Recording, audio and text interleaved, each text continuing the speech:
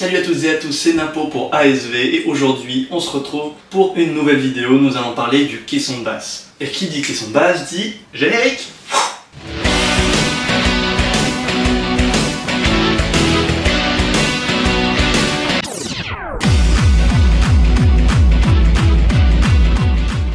Aujourd'hui nous parlons du caisson de basse. Et surtout, nous allons tenter de répondre à la question à quoi sert un caisson de basse. Donc en fait, le caisson de basse, il est là pour venir en soutien à une sortie audio déjà existante. Aux autres haut-parleurs, donc des aigus et des médiums, des satellites, quelle que soit leur taille, mais le caisson de basse, il est là pour soutenir. Alors comment ça se passe concrètement? Votre fréquence, donc la fréquence en Hertz, elle va généralement en musique, donc les infrabasses, ce qu'on appelle les subs, c'est généralement pour des subs très bas, ça descend dans les 30 Hertz. C'est déjà pas mal du tout, parfois plus bas pour les caissons de basse particulièrement puissants. Donc la fréquence, elle descend, voilà, entre 20 et 30 Hz en bas, et en haut, elle monte, je sais plus, à 30 ou 40 kHz. Et donc vous avez tout un panel de fréquences, entre 40 et 30 000 on va dire. Donc vous avez beaucoup de fréquences. Imaginez une pile de crêpes comme ça là, hop, il y en a plein. Et ben vous la coupez, vous prenez la partie basse, qui est assez gourmande et qui nécessite en fait,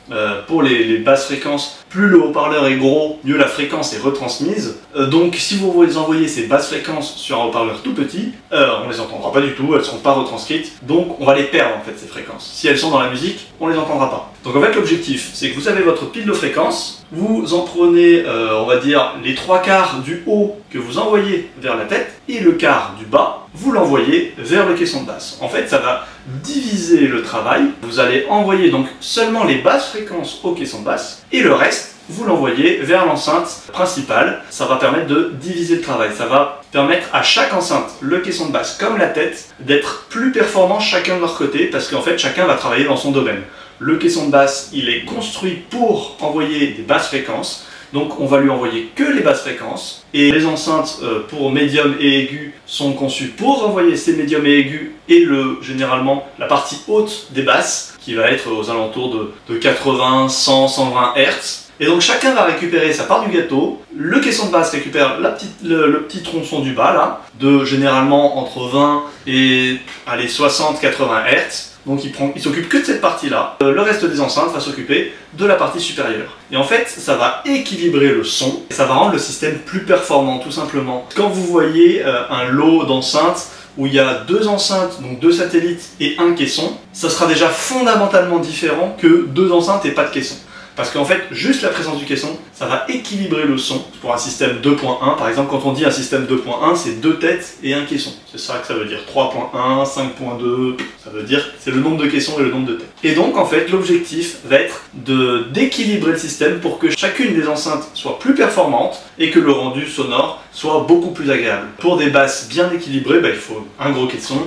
Et ça permet d'avoir un rendu sonore sur un spectre audio qui est bien plus proche de la réalité, en tout cas qui permet bien plus de ressenti. Donc voilà, si vous ne le saviez pas, le caisson de basse a une réelle utilité. Le but, c'est pas juste « Ah, on veut des basses, on veut que ça tremble, on veut que ce soit fort le volume ». Non, c'est pas juste ça.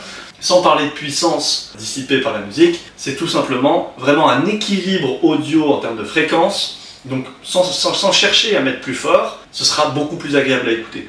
En revanche, ce qu'il ne faut pas oublier, c'est que dans le milieu sonore, tout ce qui va être haute fréquence va se dissiper dans certaines directions, mais dans la direction que va envoyer l'enceinte. Donc si je suis l'enceinte, j'envoie vers vous, les aigus et les médiums vont très bien se disperser dans votre direction, mais très peu dans la direction inverse. Pour les subs, donc les basses fréquences, ce phénomène ne s'applique pas du tout, ou en tout cas beaucoup moins. Disons que même si on oriente le caisson de basse vers vous, évidemment vous en recevrez plus, mais contrairement aux aigus, les basses fréquences vont partir à peu près dans toutes les directions. C'est aussi des fréquences qui traversent très bien le matériel, le physique, les murs, tout ça. Donc c'est pour ça que quand vous entendez vos voisins qui font une fête, vous allez entendre les basses. Parce que les basses, elles vont se déplacer dans toutes les directions et elles vont traverser la matière. Et donc c'est pour ça que c'est ce que vous entendez en premier lieu. Quand vous êtes loin, vous entendez une soirée techno au loin, vous entendez d'abord les basses parce que c'est ce qui se déplace le plus sur le long terme. Les aigus, en fait, ils se propagent fort, mais en fait très vite, ils descendent et on les entend plus. Et dès qu'il y a un objet, ils se rebondissent dessus. On fera une vidéo qui parle de son et de fréquence, ça peut être hyper intéressant. Mais voilà, en résumé, comment ça marche. Donc, si vous ne le saviez pas, le caisson de basse, c'est un Ça fait toute la différence. Si vous hésitiez pour prendre un système son, vaut mieux prendre une tête et un caisson que deux têtes et pas de caisson, par exemple.